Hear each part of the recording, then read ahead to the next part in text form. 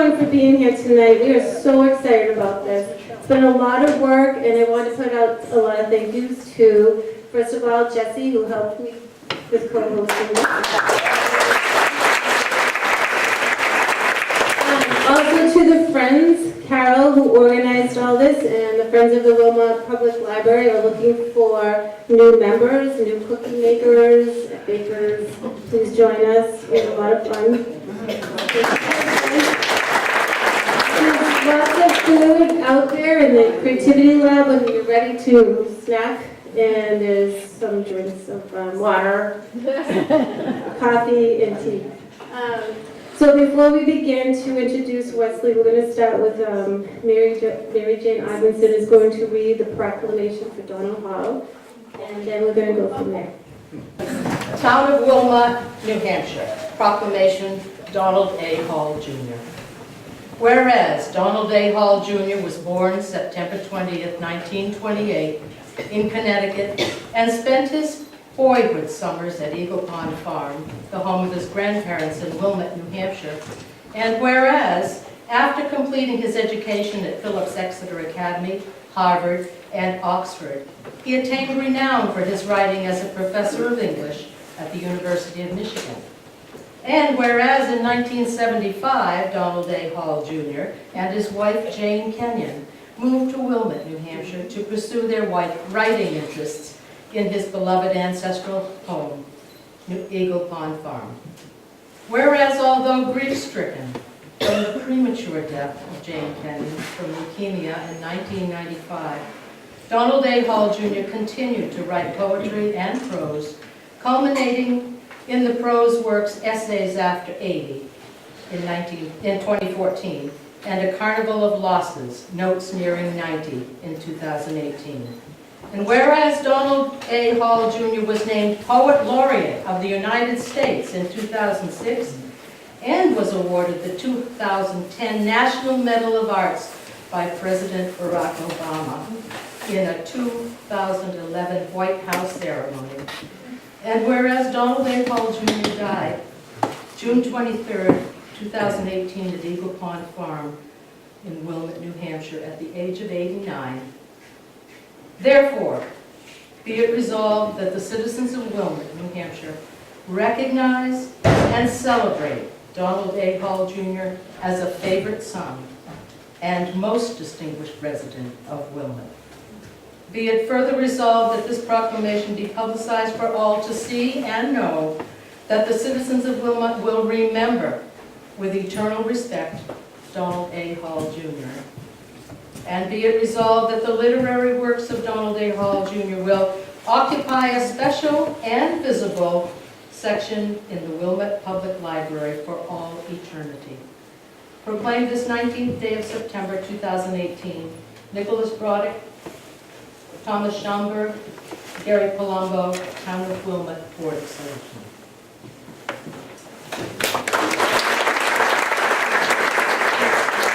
Without further ado, I would like to present Gary, who's going to introduce Wesley McNair tonight. Hello. Hello. For those of you who don't know me, I'm Gary Reno. I'm a native son of Wilmot. I'm honored to introduce the former Maine Poet Laureate, Wesley McNair, my high school English teacher. Wes taught for several years at the London Central School before moving to Colby Sawyer College. While at Colby, he published his first book of poems, The Faces of Americans, in 1853. And he published 9 other books of poetry, along with 3 prose books, most recently, The Words I Choose, a memoir of family and poetry, which I highly recommend. His most recent book of poems is The Unfastening, and they're all over there for sale. I'm sure Wes would be willing to let you buy them while you're here. Wes also edited numerous books, mostly of Maine writers, as well as the 2010 annual Pushcart Prize collection. In 1987, he left Colby Sawyer for the University of Maine at Farmington, where he founded and directed the creative writing program, until he retired in 2004. Since that time, he has served as professor emeritus and writer in residence at Farmington. He also taught at Dartmouth and at Colby College, which houses his papers, including his correspondence with Don Hall. Born in Newport, Wes grew up in West Claremont, graduated from Keene State College, and earned 2 master's degrees from Middlebury College through its Bridwell School of English. Poet Philip Levine called Wes one of the greatest storytellers of contemporary poetry. He has won grants from the Fulbright and Guggenheim Foundations, 2 Rockefeller Fellowships, 2 National Endowment of the Arts Creative Writing Grants, and an Emmy Award. The Library of Congress invited Wes twice to read his poetry, and he has served on the jury for the Pulitzer Prize for Poetry 5 times. A little more locally, he received the Sarah Josepha Hale Medal for his distinguished contributions to the world of letters. And his poetry has been featured on NPR's Weekend Edition and 23 times on Garrison Keillor's Writers' Almanac. Wes was recently selected for the United States Artist Fellowship as one of America's finest living artists. And in 2015, he was the recipient of the Penn New England Award for Literacy Excellence in Poetry. Now on a personal note, some of us have been fortunate enough to have had a teacher who changed our lives. Wes was that teacher for me, as he was for my late twin brother Terry, and I suspect some of you sitting over here in a couple of gloves. As a teacher, Wes instilled in me a love of words and language that I've embraced all my life. He opened my eyes and ears to the poetry of T.S. Eliot, Robert Bly, Sylvia Plath, Robert Creeley, W.S. Snodgrass, and David Ignato, among others. Wes taught us the art of reading short stories through the works of J.D. Salinger, Frank Kafka's The Metamorphosis, William Faulkner's A Rose for Emily, and Shirley Jackson's The Lottery. And under his tutelage, we pondered novels such as F. Scott Fitzgerald, The Great Gatsby, and William Golding's The Lord of the Flies. Wes inspired me to be a chooser of words and to use them to create simple, understandable, and hopefully vibrant writing. He was a teacher who exposed his students to worlds beyond New London through the music of John Coltrane and Ornette Coleman and Pete Seeger and Odetta. Wes opened the door. We just had to be willing to walk through. I don't know that I ever said this to you, Wes, but thank you for what you have given me and the countless others you have taught. And through your poems, you're still teaching us by creating images that touch the primordial dreams we all share, the universal truths of our shared humanity. I am privileged to introduce the best teacher and writer I know, Wes McNair. I asked Gary when I learned he was going to introduce me, you won't tell me any of the bad stuff, do you?" He said no, he wouldn't, because that would incriminate him too. I'd like to be able to claim his articulateness, the coherence and intelligence of that introduction. I would like to claim that as his former high school English teacher, but Gary is very much his own man and was then and always will be. But I was very moved by this introduction, Gary, wherever you are now. Oh yeah, thank you very much, Gary. And while I'm thanking, I want to thank Michelle for having me here and for all of the grunt work she did to put this thing together. Not easy to do. I just asked her husband's forgiveness because she wasn't probably home very much. I said that she set up her sleeping bag here too, and I don't know what he said. He was diplomatic. I could see that he feared her a little bit. But thank you, Michelle.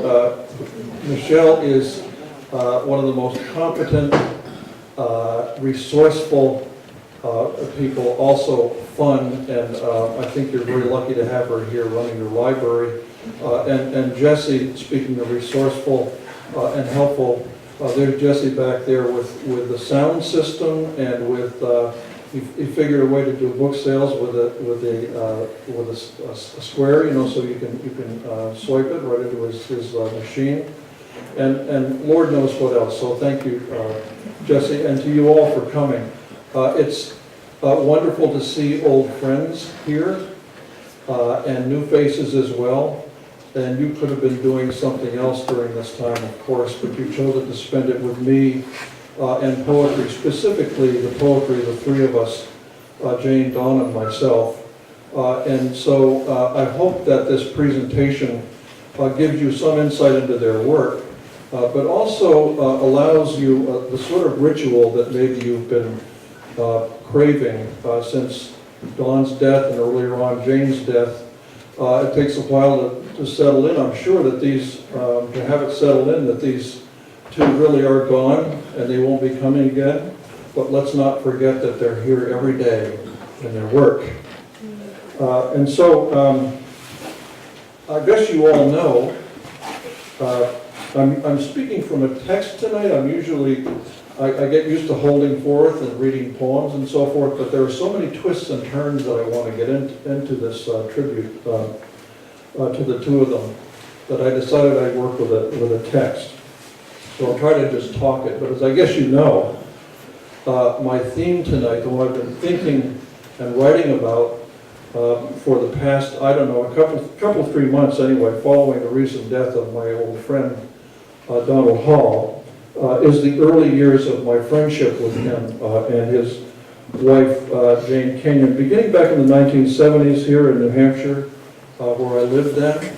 These were the years when all three of us were just starting out as poets of place. I include Don Hall as a place poet in formation during that period because even though he was an established writer long before he and Jane came to New Hampshire as newlyweds in the 1970s, he began to focus on place at that time just as Jane and I did. So there the three of us were, living on the same small patch of ground just 10 miles away from each other, yet developing visions of New England from that experience that were very different. It's quite a story, I think, especially when you sample some of the poems we wrote then, as I intend to do tonight.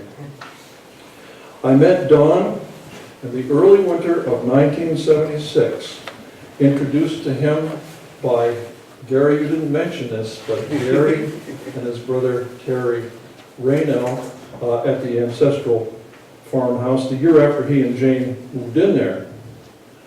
I would soon learn that Jane was a poet with her own gifts, and not only that, was an editor. In fact, she would soon publish poems of mine in her new literary magazine called Greenhouse. But for the moment, it was Don who got my attention, because unlike Jane and me, he already had a name as a poet. Don was 47 years old then, with several books to his credit. I, on the other hand, was 34, a poet who published no books at all, and with a family of 4 children, had little time even to be a poet. As I told some of you at the memorial last year, I also walked funny, because I was trying not to drop a manuscript of poems I held under my coat, and very much wanted Donald Hall to see. After our visit, I drew the manuscript from my folded coat and put it on his kitchen table. Could he please read these poems and tell me if I was any good? How could I have done such a dumb thing, I asked myself when I got home that night. But 2 days later, an envelope from Dawn arrived in the mail, and when I opened it, I found these unpredicted and generous words. I am dazzled by your poems. I carried that letter around with me for days afterward. I even took it to bed with me. And after all the back and forth, I lost it.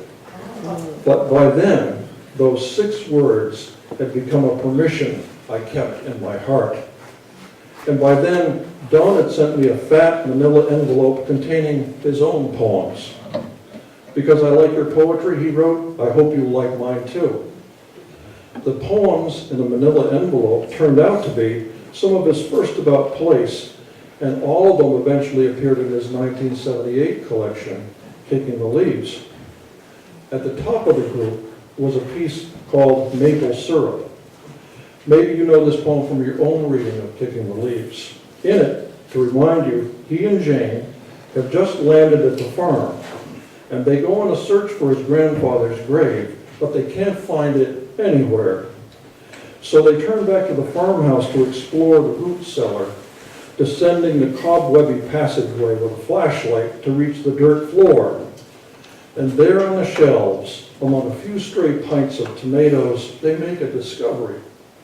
Dawn writes, "What is this? Syrup, maple syrup in a quart jar.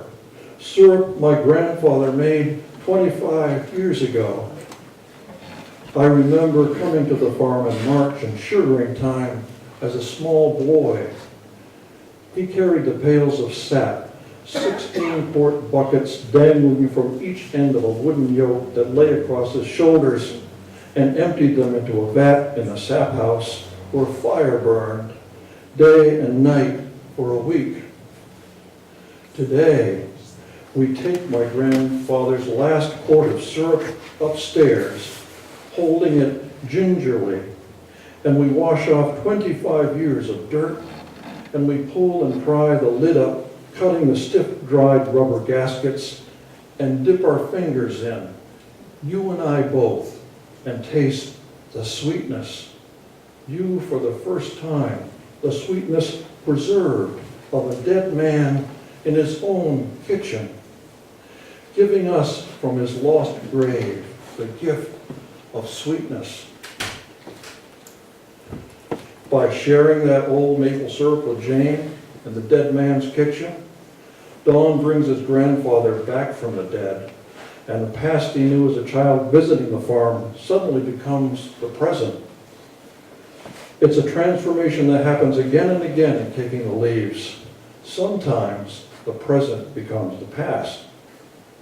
Here's Don's poem, which I'm sure some of you know, Old Roses, in which he and Jane stroll past old rose bushes that blossom beside the barn. White roses, tiny and old, hover among thorns by the front door. For 100 years, under the June elm, under the gaze of 7 generations, they floated briefly like this, in a moment of roses, by the fields stout with corn, or with clover and timothy, making sweet hay, grown over now, with milkweed, sumac, and paintbrush. Old roses survive winter drifts, the melt in April, August parch, and men and women who smell roses in spring and call them pretty, as we call them now, strolling beside the barn on a day that perishes. ... I quote that ... at the end of the poem because it tells us of an ongoing process, a shifting back and forth between present and past that erases time. And the ultimate effect is an eerie timelessness, a sense of place that's here before us and once was and will be as the roses come back again and again. When we see the farm as he does in these early poems, that it is a place outside of time, it's easy to understand why he came to use 2 words for his life there, which were Eden and sometimes paradise. And what did Jane think of the farm Don and she had moved to? At the dinners my wife Diane and I shared with the 2 of them, sometimes at their house, sometimes at ours, Jane always seemed content with her new situation. But once at a poetry reading I set up for the 2 of us at Colby Sawyer College, where I taught then, she drew out a poem which showed that in spite of Don's image of her plunging her fingers into maple syrup to help bring his grandfather back to life, Jane had mixed feelings about being at the farmhouse. Here is that poem, later the title poem of her first collection called From Room to Room. Here in this house, among photographs of your ancestors, their hymn books and old shoes, I move from room to room, a little dazed, like the fly. I watch it bump against each window. I am clumsy here, thrusting slabs of maple into the stove, out of my body for a while, weightless in space. Sometimes the wind against the clapboard sounds like a car driving up to the house. My people are not here. My mother and father, my brother. I talk to the cats about weather. Blessed be the tie that binds, we sing at the church down the road. And how does it go from there? The tie, the tether, the hose, carrying oxygen to the astronaut, turning outside the hatch, taking a look around. It is so cool to read that poem and hear us talk about the church. And here we are in that surround. In spite of her mixed feelings, though, Jane found her way toward her own view of the farm. I read to you now one of her first place poems called The Thimble, also collected in her first book. I found a silver thimble on the humusy floor of the woodshed, neither large nor small, the open end bent oval by the wood's weight, or because the woman who wore it shaped it to fit her finger. Its decorative border of leaves, graceful and regular, like the edge of a canthus on the tin ceiling at church, repeating itself over our heads, while we speak in unison words the wearer must have spoken. The difference between how Jane writes about the farm's past and how Dawn writes about it is stark. While his poems feature the patriarch of the Wilmot farm, a colorful lover of poetry at the center of the farm's activities, Jane writes in The Thimble of an anonymous woman at the periphery whose life can only be guessed by way of a lost thimble. In another early poem, Finding a Long Gray Hair, the nameless women from the farm's past multiply. It's a brief poem, only 7 lines long.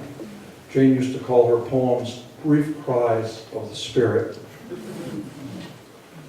I wash the long floorboards in the kitchen, repeating the motions of other women who have lived in this house. And when I find a long gray hair floating in a pail, I feel my life added to theirs. Though Jane doesn't know who the former cleaners of floors are in the short poem, she nonetheless accepts them as lost sisters across generations. Which takes me to my own beginning as a poet of place. My start was as far as it could be from either Dawn's or Jane. Dawn arrived in New Hampshire with a place he would write about already in his mind. For Jane, the path was less clear, though the farm influenced her place poetry as well, not only in the work I just read about anonymous women, but in other poems I'll tell you about up ahead. My own sense of place came from what I observed as a New Hampshire native living among actual rural people in the state. Not so much the ones who lived in the college town of New London, where I taught, but people in the social margins and outlying locations where it seemed to me the organic culture was. For instance, there was an old woman who lived with her son, who was himself old enough to have gray hair. And once a neighbor told me this odd fact about the two of them, that the mother washed the son's hair once a week on wash day. That story became the source of a poem which is called Making Things Clean. One would hardly recognize him like this, the high school shop teacher, glasses off, bent over the kitchen sink. Nearby, house dresses and underpants flutter in the window of the Maytag he bought for his mother.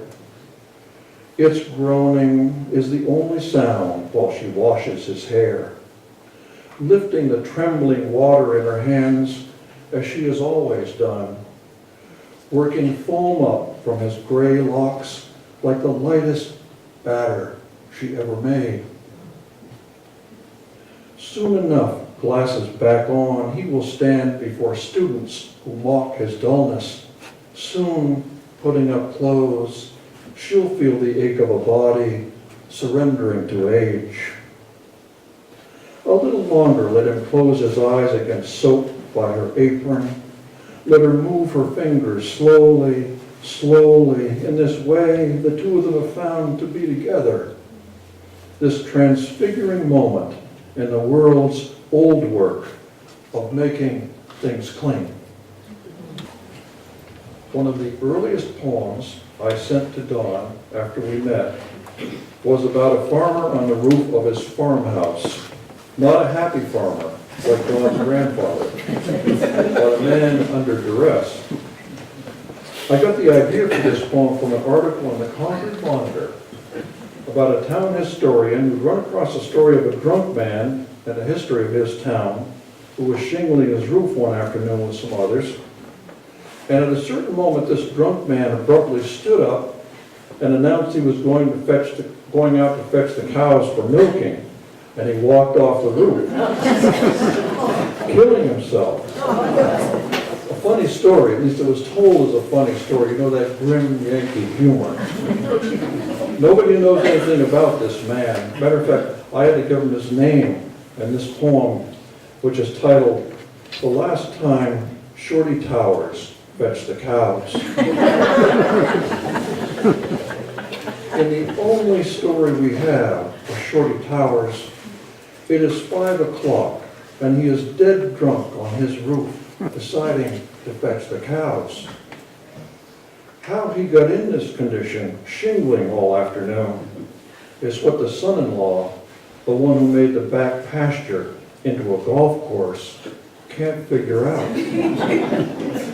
So, with an expression somewhere between shock and recognition, he just watches Shorty pull himself up to his not-so-full height, square his shoulders, and sigh that small sigh as if caught once again in an invisible swarm of bees. Let us imagine in that moment, just before he turns to the roof's edge, and the abrupt end of the joke, which is all anyone thought to remember of his life. Shorty is listening to what seems to be the voice of a lost heifer, just breaking upward. And let us think that when he walks with such odd purpose down that hill, jagged with shingles, he suddenly feels it open into the wide, incredibly green meadow where all the cows are. When I was a teenager, I worked for some of the last dairy farmers in the Connecticut River region of New Hampshire before their farms fell to development because of rising costs and falling milk prices.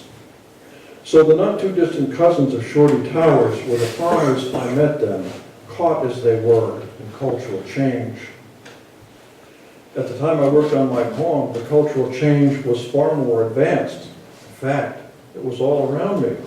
As it happened, I lived in a farmhouse too, this one in the town of North Sutton, and it once belonged to the biggest dairy farm in the area.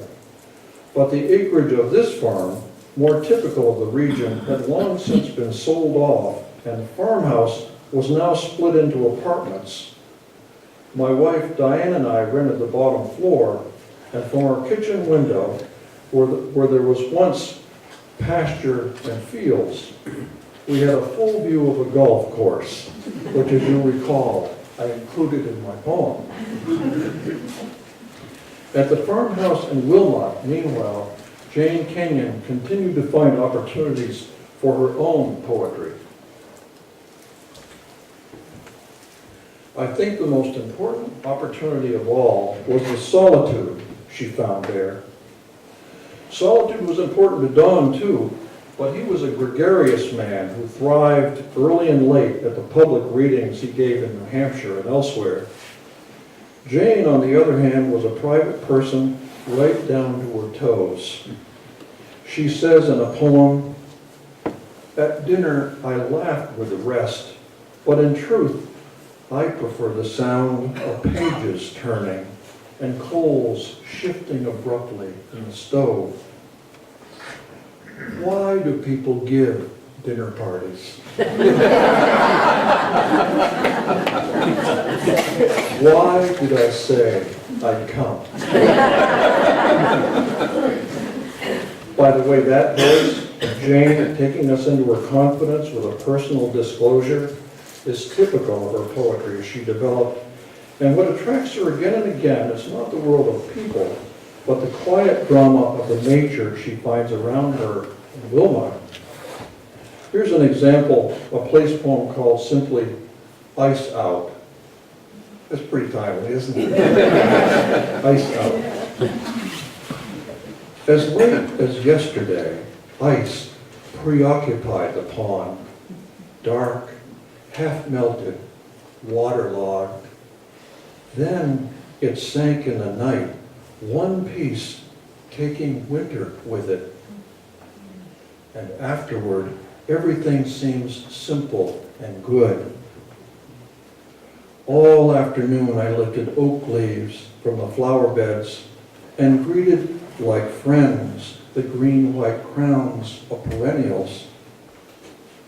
They have the tender, unnerving beauty of a baby's head.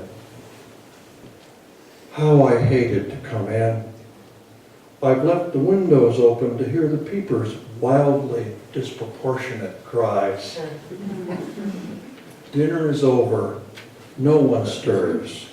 The dog sighs, sneezes, and closes his eyes.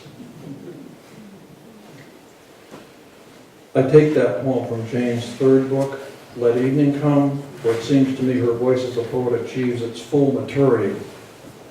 I hope you noticed, as I read it, how much your poem relies on images, the ice that sinks all at once, the baby's head, the wildly disproportionate cries of the peepers. Those images come from Jane's most important literary influence as a poet, namely the Russian poet Anna Akhmatova, whose early work she translated in the late 1970s with the help of Vera Dunham, poems whose main device was images. And there's something else she got from Akhmatova, which she herself described as the sudden twist, often in the last line. Listen to this example from a Kenyan poem titled The Guest, another intimate drama with no people in it, rendered with close-up images derived from her place, and of course, with a sudden twist. I had opened the draft on the stove, and my head was tending downward, when a portly housefly dropped on the page in front of me. Confused by the wood stove's heat, the fly, waking ill-tempered, lay on its back, flailing its legs and wings. Then it lurched onto the paper clips. The morning passed, and I forgot about my guest, except when the buzz rose and quieted, tires spinning on ice, chainsaw far away, someone carrying on alone. ... I want to give Jane equal time with the dots, in this case emphasizing that sudden twist in the last line of the poem. In her second collection, The Boat of Quiet Hours, and the next one, Let Evening Come, Jane also became a religious poet, linking her sense of place with references to God and the Bible, most notably in the title poem of Let Evening Come, which probably many of you in this audience already know. As Jane was writing the first of her religious poems in the early 1980s, Dawn continued to give public readings about its grandfather's New Hampshire farm. New Hampshire noticed. In 1984, the state showed its appreciation by making him its poet laureate. I responded with a note of congratulations, accompanied by a gift, which according to Jane, he loved and wore all around the house, a green sweatshirt with white letters on it that said, New Hampshire Laureate of Poultry.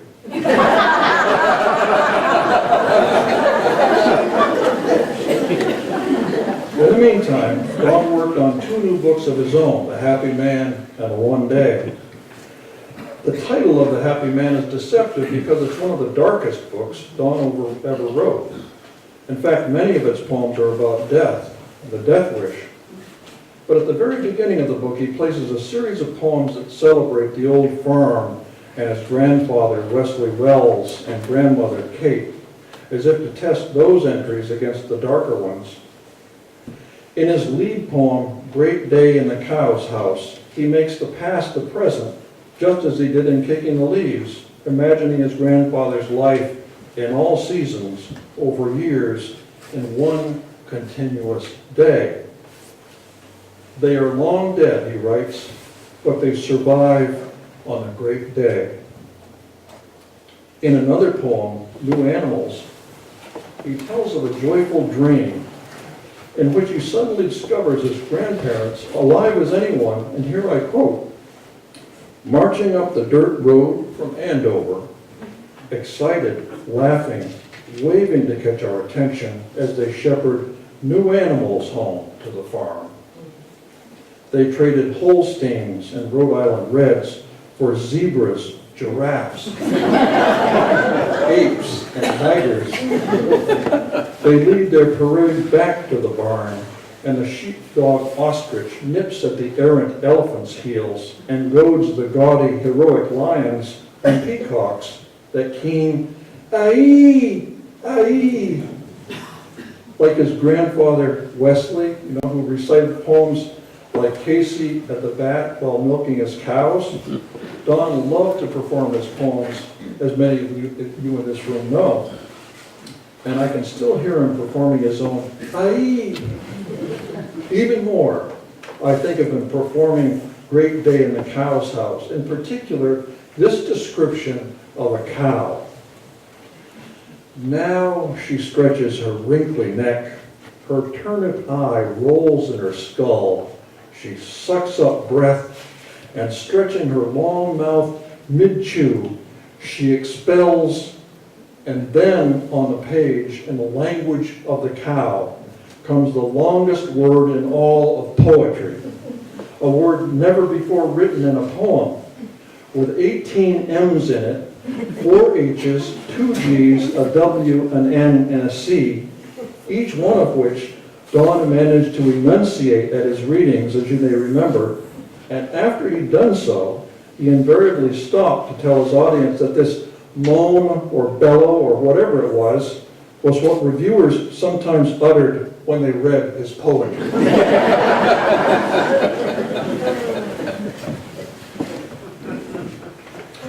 There's more of the farm, Dawn's ongoing source of place in the one day.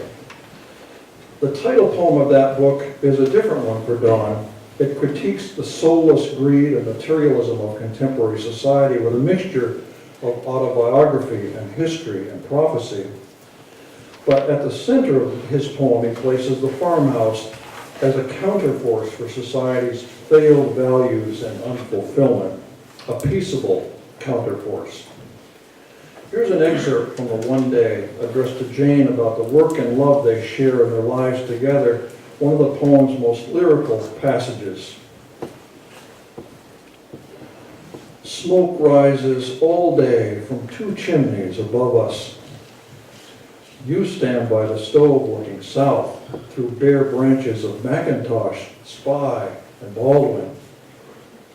You add oak logs to the fire you built at 6 in a cast iron stove. At the opposite end of the same house, under another chimney, I look toward the pond that flattens in the west under the low sun of a January afternoon from a notebook, busy with bushels and yields. All day in our opposite rooms we carry wood to stoves, we pace up and down, we plan, we set figures to paper, to converge at day's end for kisses, bread, and talk. Then we read in silence, sitting in opposite chairs. Then we turn drowsy. Dreaming of tomorrow only, we sleep in a painted bed while the night's frail twisting of wood smoke assembles overhead from 2 chimneys to mingle and disperse as our cells will disperse and mingle when they lapse into graveyard dirt. Meantime, the day is double in the work, love, and solitude of eyes that gaze not at each other, but at a third thing, a child, a cider press, a book, works, paradise. So now in this threesome we're tracing, it's over to yours truly, another New Hampshire Wesley. It's 1987, just before the publication of Don's book, One Day. I've written 2 books of poetry myself, namely The Faces of Americans, Gary mentioned, and The Town of No. And I've just been hired as a teacher in the creative writing program at the University of Maine at Farmington. So, in the late summer of 1987, I said my goodbyes to Dawn and Jane, and Diane and I moved northward to the little Maine town of Mercer, population 592. In Mercer, I found a very different New England from what I was used to. It was common in the college town of New London, where I taught, to find restored colonial houses with matching 6/6 windows and tidy clapboard and sometimes even dates over the doors. Houses which, despite their appeal, showed that the organic culture of New England no longer existed there. In my new town of Mercer, nothing quite matched. Yet I found an intriguing authenticity that I wanted to explore in poetry. I'll read now just one of my many explorations, a poem about the local Grange Hall. A couple of winters after I arrived, a woman called me up and said that hobby night was coming up at the Grange, and some people in town were planning to demonstrate and talk about their hobbies. And she wanted to know if I'd like to come along and read some of my poems and talk about my hobby of poetry writing. You can imagine I had mixed feelings about it. But I went along anyway, and it turned out I was won over by the townspeople and their supper downstairs and the Grange meeting afterward upstairs, and my poem will explain the rest. It's called Reading Poems at the Grange Meeting in What Must Be Heaven. How else to explain that odd, perfect supper? The burnished lasagna squares, thick clusters of baked beans, coleslaw pink with beet juice. How else to tell of fluorescent lights touching their once familiar faces, of pipes branching over their heads from the warm furnace tree like no tree on earth, or to define the not quite dizziness of going up the enclosed turning stair afterward to find them in the room of the low ceiling, dressed as if for play. Even Dolly Lee, talked into coming to this town 30 years ago from California, wears a blue sash, leaving each curse against winters and the black fly far behind. And beside her, Francis, who once did the talking, cranking his right hand even then, no doubt, to jump-start his idea, here uses his hand to hold a staff, stone silent, a different man. for the Grange meeting has begun.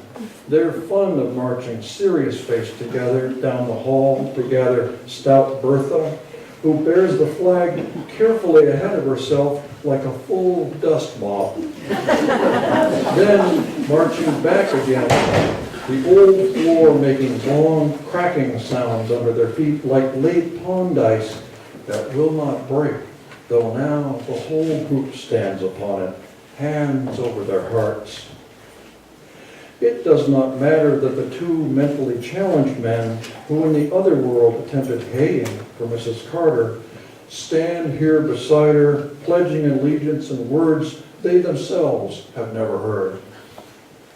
It does not matter that the worthy master, the worthy overseer, and the secretary sit back down at desks donated by school district number 4 as if all three were in 5th grade. Everyone here seems younger. The shiny, bald-headed ones, the no longer old ladies whose spectacles fill with light as they look up, and Big Lenny, too, the trucker, holding the spoons he will play soon, and smiling at me as if the accident that left the long cheek scar and mashed his ear never happened.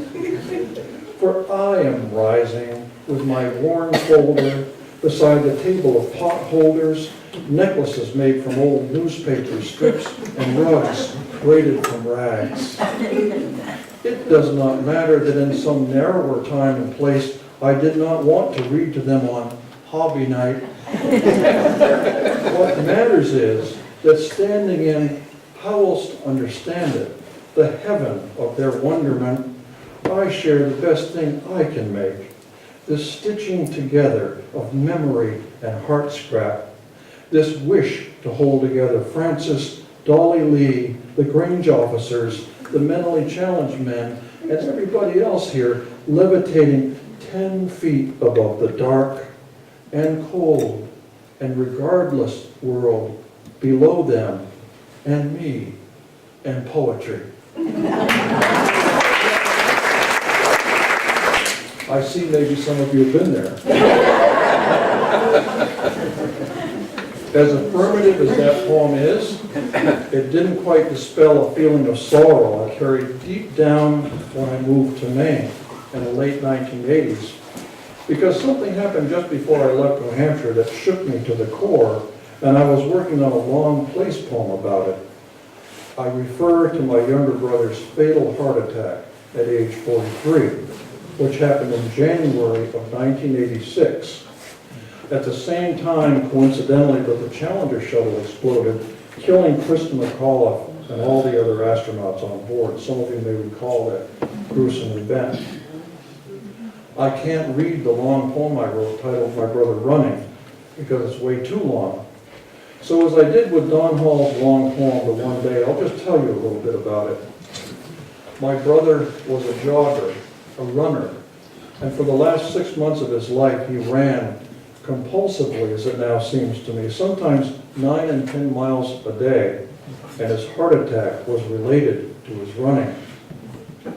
Anyway, during the period of his running, though the two of us had been estranged for years, we became brothers again, because he had some secrets he wanted to tell me.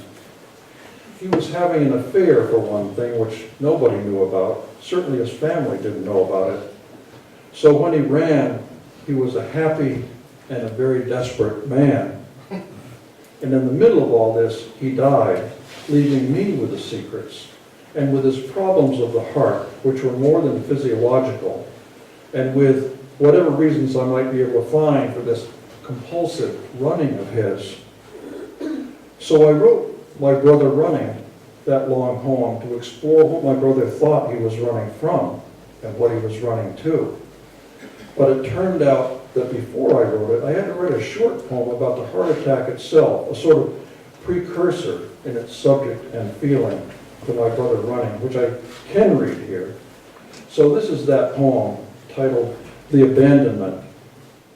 Climbing on top of him and breathing into his mouth this way, she could be showing her desire, except that when she draws back from him to make her little cries, She is turning to her young son, just coming into the room to find my brother on the bed with his eyes closed and the slightest smile on his lips, as if when they both beat on his chest, as they do now, he will come back from the dream he is enjoying so much he cannot hear her calling his name louder and louder, and the son saying, get up, discovering, both of them discovering for the first time that all along he has lived in this body, this thing with shut lids dangling its arms that have nothing to do with him and everything they can ever know.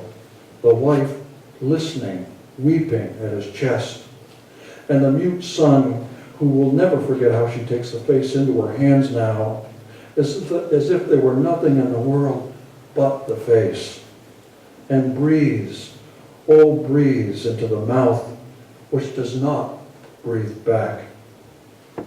Well, it's a grim poem, I do realize, but for me, it was a hopeful one as well, because as I say, it was a harbinger which led me to my longer and more complex poem in an attempt to resolve what seemed unresolvable.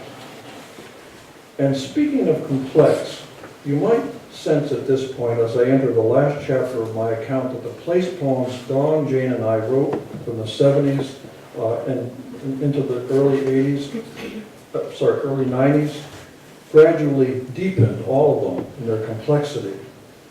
So as I move toward the end of this talk, let me say a few words about the growing complexity of our work. Because it's convenient here, I'll start with me.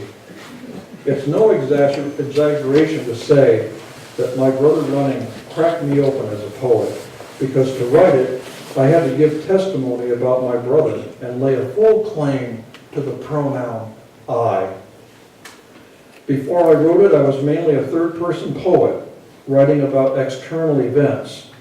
But afterward, there were I's in a great many personal poems, including some about growing up in a broken home with an underclass family.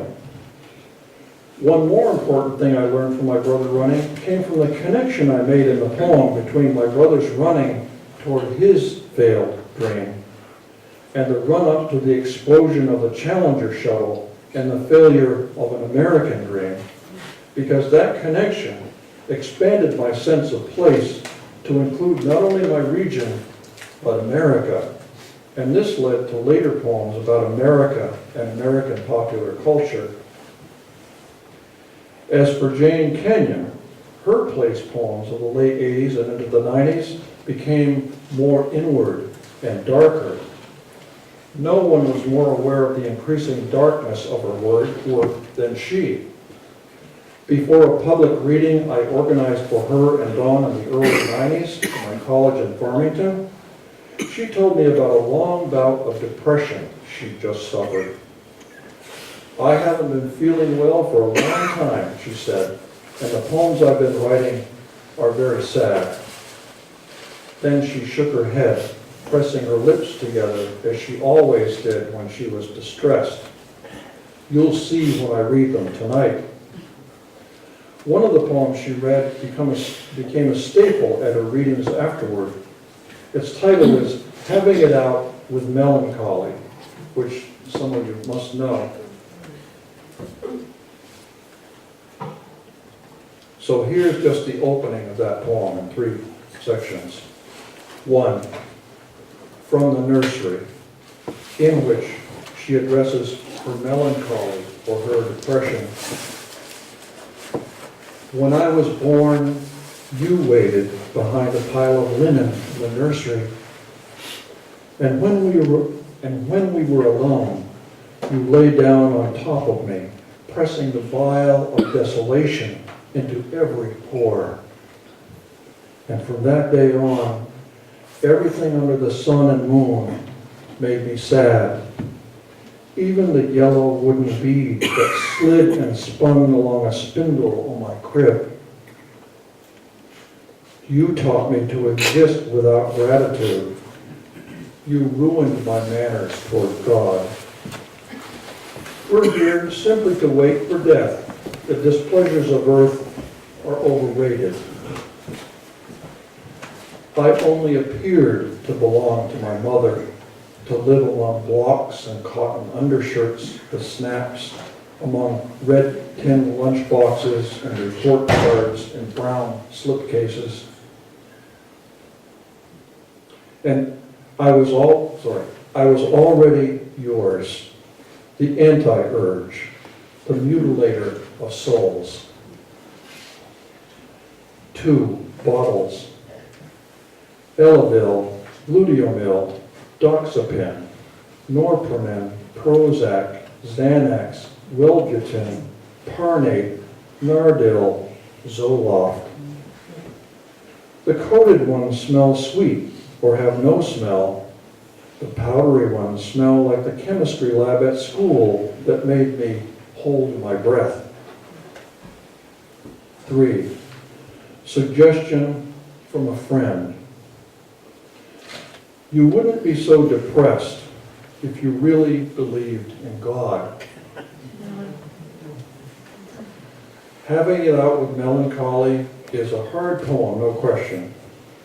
But imagine the courage it took to have it out with a lifelong depression in the first place. And consider the poem's unexpectedly hopeful ending that I want to read to you now, in which Jane returns from her depression, typically not through the efforts of other people, but through the encouragement of nature. To be specific, the wood thrush singing outside her farmhouse window. The poem's last section is titled simply Wood Thrush. High on Nardil and June light, I wake at 4, waiting greedily for the first note of the wood thrush. Easeful air presses through the screen with a wild, complex song of the bird, and I am overcome by ordinary contentment. What hurt me so terribly all my life until this moment?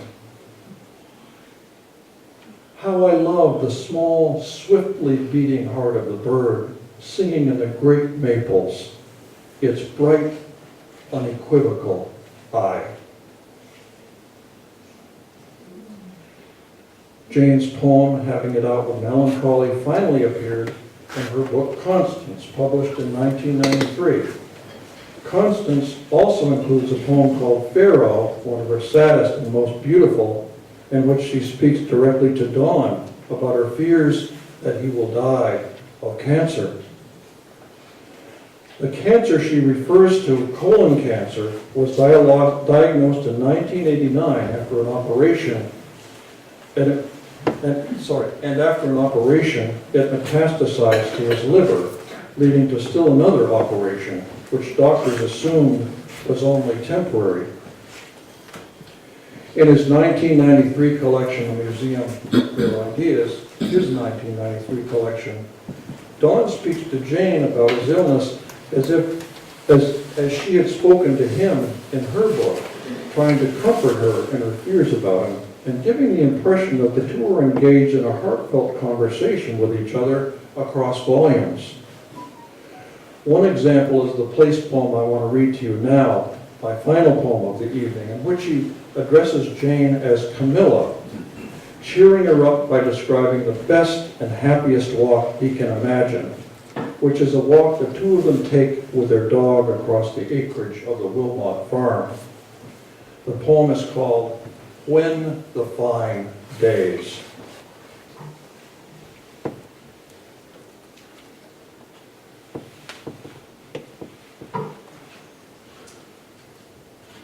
So again, the title, When the Fine Days.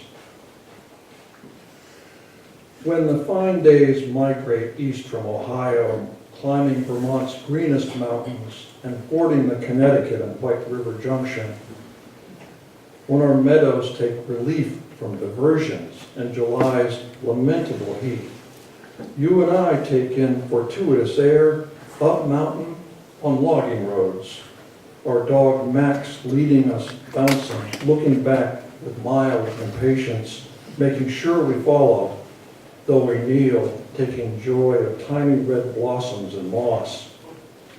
Here, are no snakes to beware. Here the shy bear conceals himself. Here glory of creation loosens our spirits into appropriate surrender. Looking past a clearing, we fill with the fullness of the valley's throat, where the slow cattle grind the abundant grass, where the fat sheep graze without budging like soft white boulders. Now Max settles alert, his nostrils twitching to read calm air. Let us descend, Camilla, to the long white house that holds love and work together, and play familiar music on each other's skins. Today, we won't worry about weather, depression, or war, about bad luck for our labors, about heart attacks or metastasis of the liver. Don's uplifting description of the farm in this passage might have come from kicking the leaves, except for those last words, those brave, loving words he offers to Jane at the end of his poem.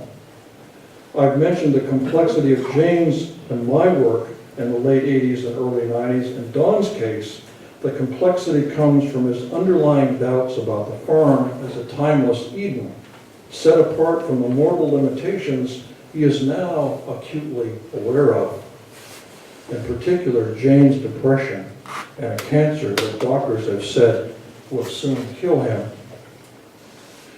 In one passage from the Museum of Clear Ideas, Don accuses him of praising his farm out of narcissism, willfully ignoring time and history. I prophesy the country I invent by shutting the door, he writes. I praise citizenship in the nation of myself. In his later books, Don's doubts would only continue. But as I conclude, let me shift our attention to a celebratory dinner that took place in New Hampshire in December of 1993.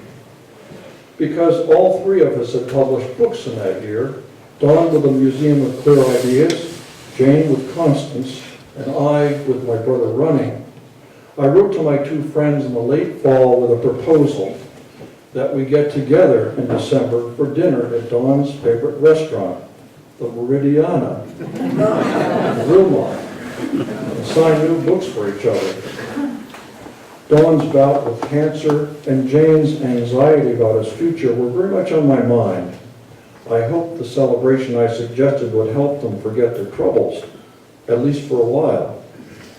And as we sat together at the Meridiana, wining and dining and toasting each other, Diane there with us, our celebration seemed to do just that. Yet in the new year, their troubles got worse, and for reasons nobody had predicted. It was not Don who got cancer. His liver over time restored itself. Jane was the victim of cancer, of fatal cancer. I still remember how I got that news. A postcard from Don came in February bearing just one sentence. Jane has leukemia. We all know that sad story. But perhaps if we alter our perspective just a little, we can qualify the sadness, understanding that the deep concern and affection Don and Jane exchanged across their books in the early 1990s was really the final chapter of a great love story in which two lovers shaped their heartbreak about each other into poetry. As for the main story I've come here to tell tonight about the three of us, that's a story of the most amazing luck concerning three poets who in the randomness of human events were thrown together to read each other's work and encourage each other. And the friendship they shared helped sustain them as they developed, poem by poem, their New England visions, giving their truest lives to art. Thank you all.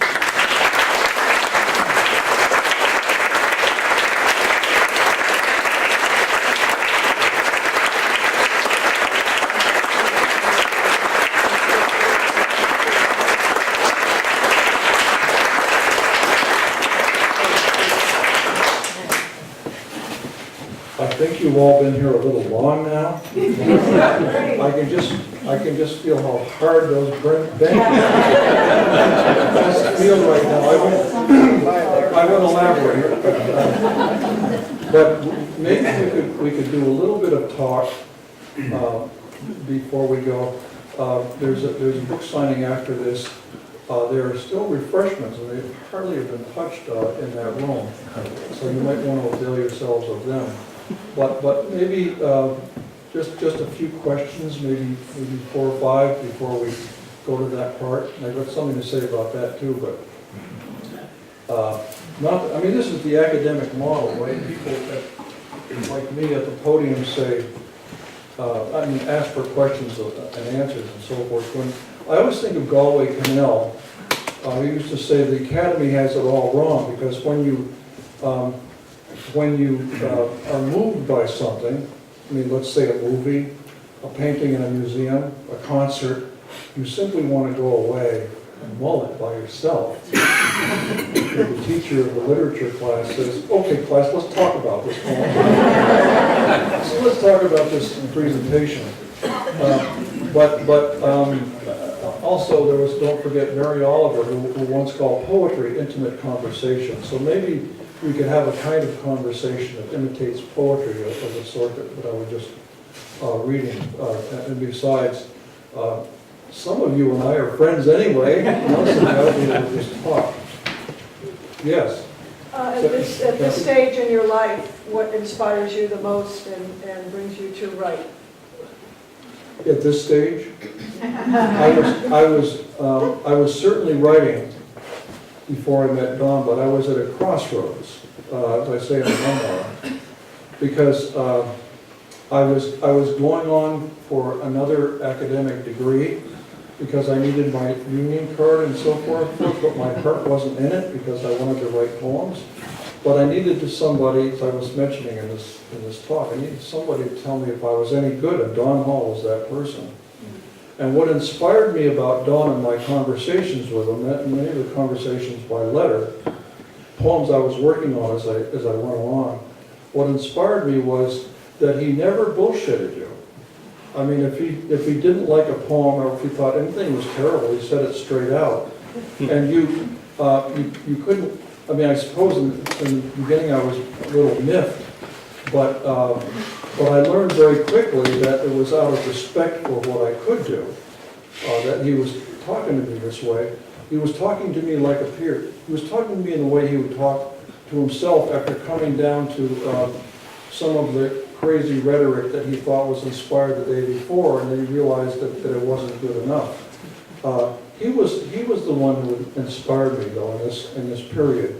The implication was that you had to try hard to find words that were true and words that stood still.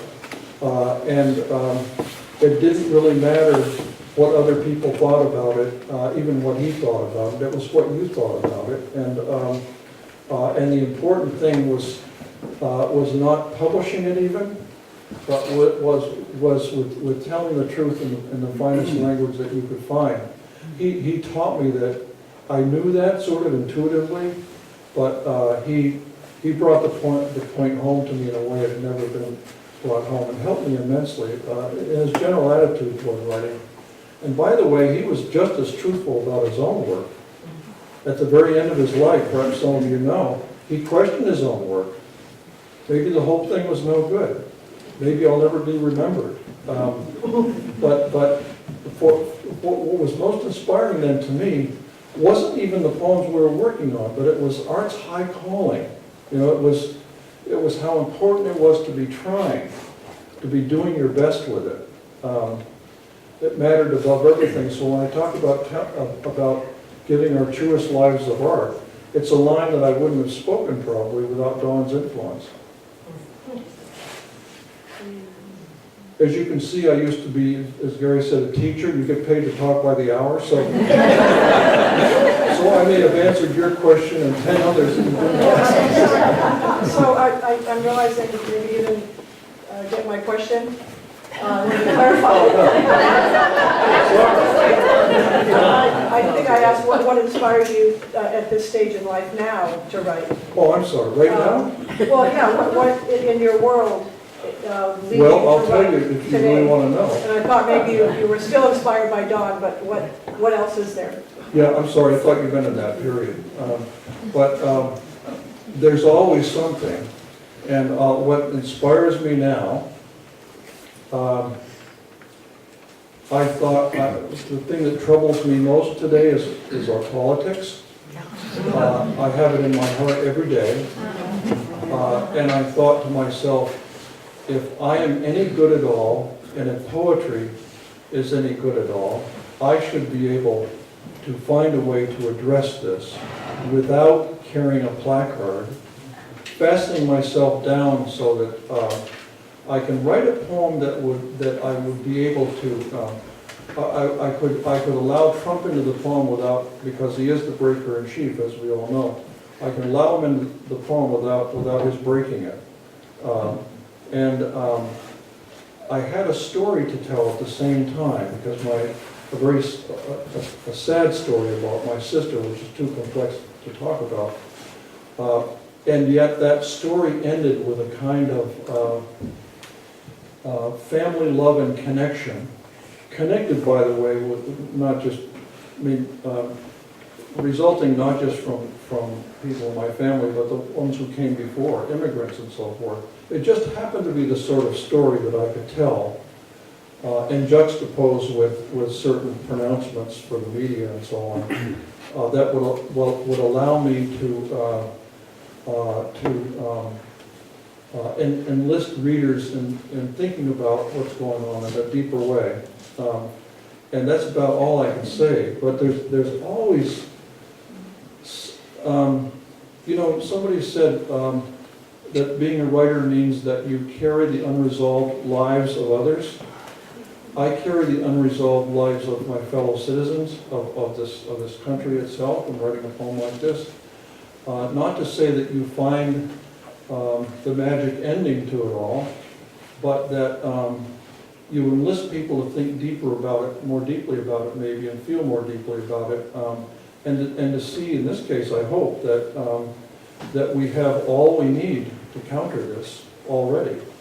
That our American stories are going on, stories that matter in just the everyday life of America, that are so different from the kind of America from the ways America has been interpreted. So if the idea is to tell that story and convince people that that's true. This all sounds very abstract probably, because I can't say in detail without going all over the place. So that right now, that's what inspires me. I just finished that poem. I'm finished in quotation marks. I'm not positive, but maybe. Jesse? I have a question for the audience, actually.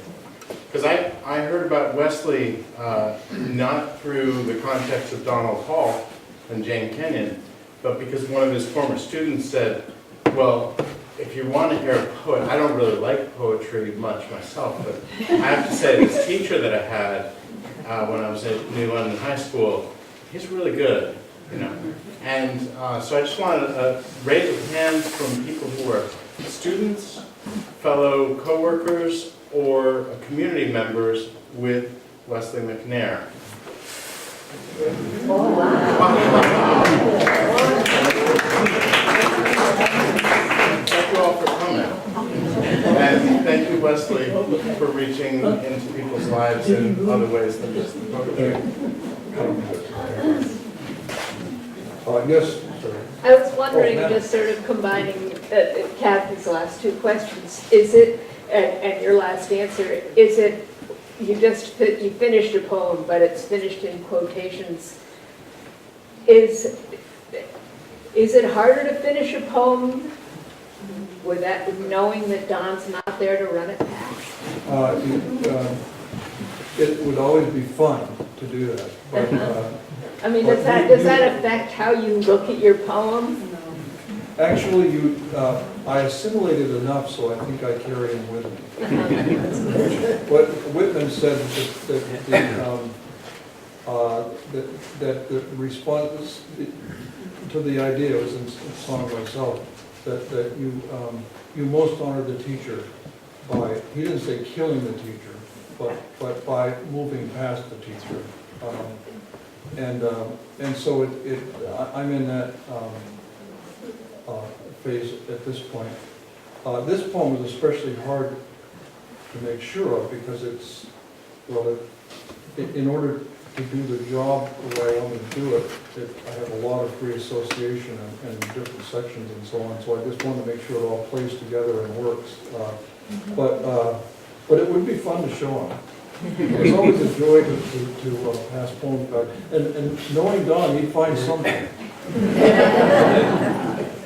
So my job then, to go back to Whitman, my job is to be Don, figure out what it might be that would bother, and then fix it myself. That's his legacy to me, I feel. Yes. I could just say that for Don, even when a poem was published, it was never finished. Because he would always go back and change, as soon as he read it, he would change something. He would give a reading from a book of poems, and people would come up to have him sign the poem, and he'd go through and change all the poems.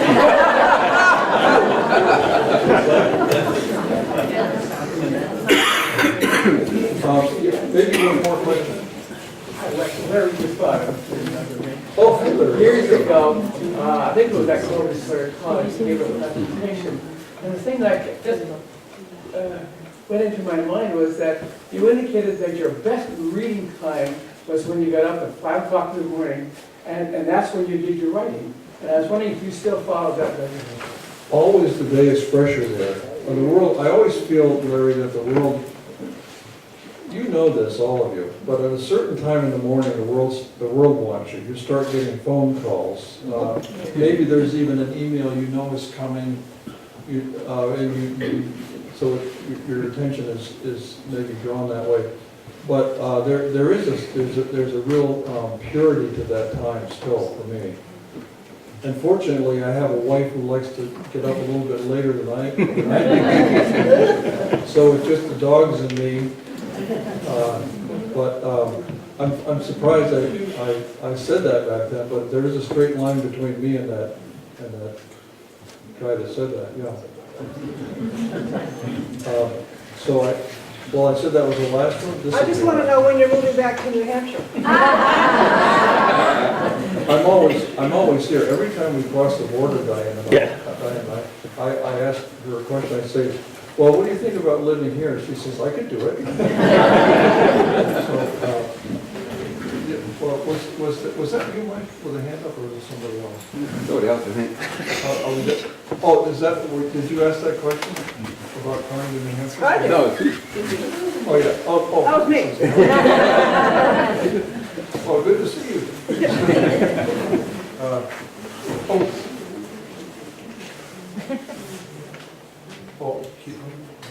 Keep going. Does anyone want anything, any other questions or anything else? Yes. There was a phrase that you said that fascinated me, and I don't know what you meant. You said words that are true and words that stood still. That's a Hallism. Is it? His view is, or his view is, and because I still carry it, that you have to wait until the poem you're working on, the manuscript, doesn't jump all around, doesn't in fact move. And sometimes that will take months, maybe even years. As I say, Don would sometimes publish a book and the poem still wouldn't stay still. But his assumption was that when it stayed still, in other words, when you didn't come back to it and say, oh, I better change that or I better change something else, when it stayed still, it was done. That what you had was closer to the true words of art than you might have been otherwise. So I want to tell you about a couple of things that I have here.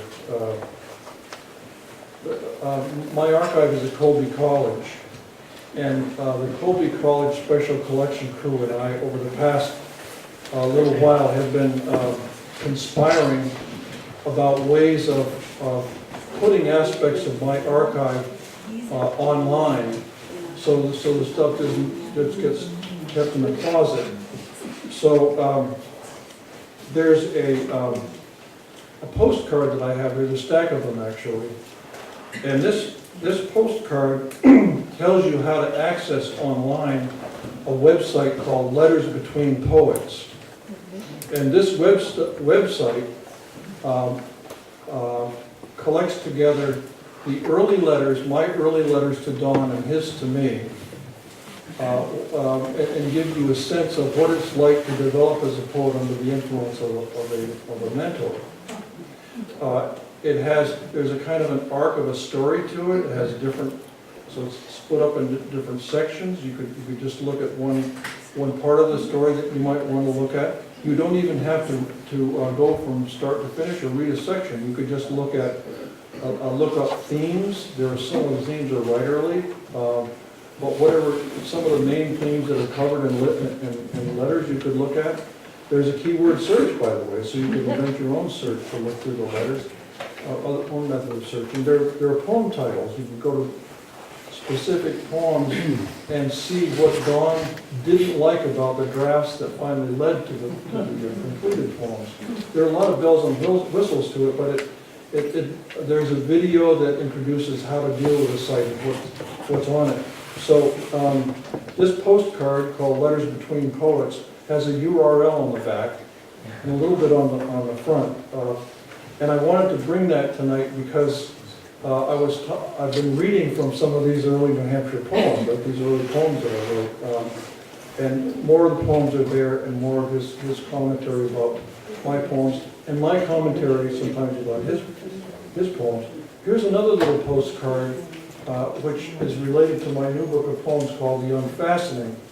It's a website that offers a kind of guide and enrichment to the reading of the book. So all the poems are there, but also photographs of some of the places that inspired the poems. There is a map of how the book looked as the poems got reorganized in different steps. Let's see, you can click on particular poems and see how they develop from manuscript. Other poems you can click on and hear audio readings, me reading the poems. There's even an exchange of emails between me and my cover artist, so that we eventually ended up with that cover, but they're discarded covers too, so you can see the struggle between the two of us as we tried to find a cover that fully expressed the themes of the book. And there's stuff on it that I don't even remember, but anyway, it took a long time to put together. So I have these cards too that you could maybe take one of them. But this brings up the story I really wanted to tell you. See this book right here? This book contains all the early New Hampshire poems and early Maine poems as well. It has maybe you recognize the Edward Hopper painting on the front. It's a 2-volume book. It has my first 2 books in it, second and third books. And it's the only book currently available that has those early poems in it. Eventually there will be a collected poems up ahead that will have them. But somebody at the publisher's warehouse, my publisher's warehouse, got on the ladder because there was a strange box way up at the top of this cavernous warehouse, this mysterious box. And when they got it down, they found that it was full of mint copies of this out-of-print book. And somebody, well, what should we do with these? And I said, I know what I'm going to do with them. I'm going to take them down to New Hampshire because that's where they belong. So I brought these, as soon as they're gone, they're gone. But because they're the last ones available. But if you want to see more about, my brother Running is in there, but then a number of other poems the ones I read and other ones that you don't know, that I was sending to Dawn, in fact, are in that book. Can I say something really quickly about that first postcard? Most people probably know this, but the Colby that you're mentioning is Colby in Maine. Yeah, Just wanted to clarify that. And I discovered that website, And just to brace yourself, it's so fascinating, and it could just take up your whole day. There is another, there's another site, if you get there, you might want to look at. It's called the Lyric Moose. And it collects together all the different projects that I've done with Colby College Special Collections. I guess that's all, folks. I'll send you this.